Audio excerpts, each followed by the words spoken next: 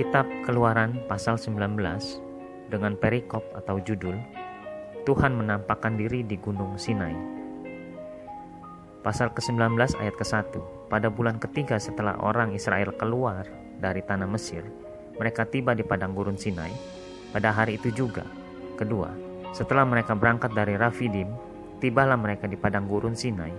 Lalu mereka berkemah di padang gurun. Orang Israel berkemah di sana di depan gunung itu. Ketiga, lalu naiklah Musa menghadap Allah, dan Tuhan berseru dari gunung itu kepadanya, "Beginilah kau katakan kepada keturunan Yakub dan kau beritakan kepada orang Israel." Keempat, kamu sendiri telah melihat apa yang kulakukan kepada orang Mesir, dan bagaimana aku telah mendukung kamu di atas sayap Raja Wali dan membawa kamu kepadaku. Kelima, jadi sekarang, jika kamu sungguh-sungguh mendengarkan firman-Ku dan berpegang pada perjanjian-Ku, maka kamu akan menjadi harta kesayangan-Ku sendiri dari antara segala bangsa, sebab Akulah yang empunya seluruh bumi.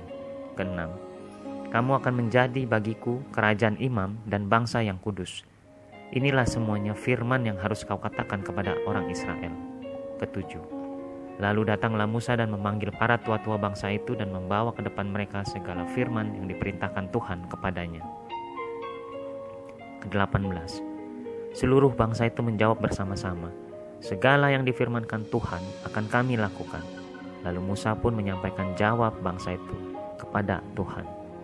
Ke-9, berfirmanlah Tuhan kepada Musa, "Sesungguhnya aku akan datang kepadamu dalam awan yang tebal, dengan maksud supaya dapat didengar oleh bangsa itu apabila aku berbicara dengan engkau, dan juga supaya mereka senantiasa percaya kepadamu."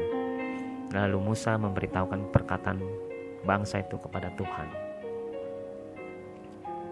Ke-10, berfirmanlah Tuhan kepada Musa, "Pergilah kepada bangsa itu, suruhlah mereka menguduskan diri pada hari ini dan besok, dan mereka harus mencuci pakaiannya." Ke-11, menjelang hari ketiga mereka harus bersiap, sebab pada hari ketiga Tuhan akan turun di depan mata seluruh bangsa itu di Gunung Sinai. Ke-12, sebab itu haruslah engkau memasang batas bagi bangsa itu berkeliling sambil berkata, "Jagalah baik-baik, jangan kamu mendaki gunung itu atau kena kepada kakinya, sebab siapapun yang kena kepada gunung itu, pastilah ia dihukum mati." Ke-13, tangan seorang pun tidak boleh merabanya, sebab pastilah ia dilempari dengan batu atau dipanahi sampai mati, baik binatang baik manusia. Ia tidak akan dibiarkan hidup. Hanya apabila sangkakala berbunyi panjang, barulah mereka boleh mendaki gunung itu. Ke-14, lalu turunlah Musa dari gunung mendapatkan bangsa itu, disuruhnyalah bangsa itu menguduskan diri dan mereka pun mencuci pakaiannya. Ke-15, maka kata Musa kepada bangsa itu, "Bersiaplah menjelang hari yang ketiga dan janganlah kamu bersetubuh dengan perempuan."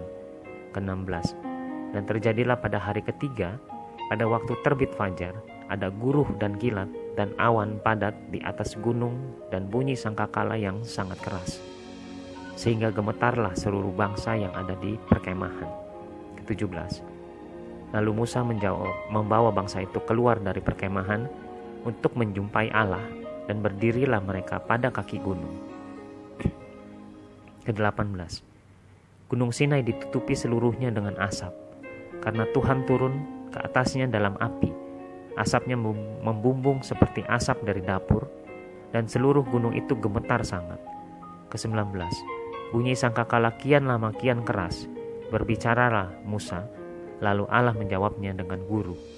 Ke-20, lalu turunlah Tuhan ke atas gunung Sinai, ke atas puncak gunung itu.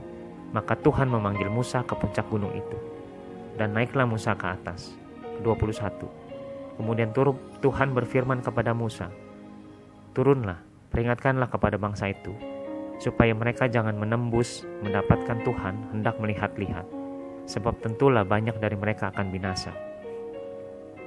Ke-22, juga para imam yang datang mendekat kepada Tuhan haruslah menguduskan dirinya, supaya Tuhan jangan melanda mereka. Ke-23, lalu berkatalah Musa kepada Tuhan, "Tidak akan mungkin bangsa itu mendaki gunung Sinai ini, sebab engkau sendiri telah memperingatkan kepada kami. Demikian, pasanglah batas keliling gunung itu dan nyatakanlah itu kudus." Ke-24, Lalu Tuhan berfirman kepadanya, "Pergilah, turunlah, kemudian naiklah pula, engkau beserta Harun. Tetapi para imam dan rakyat tidak boleh menembus untuk mendaki menghadap Tuhan, supaya mereka jangan dilandanya." Ke-25. Lalu turunlah Musa mendapatkan bangsa itu dan menyatakan hal itu kepada mereka.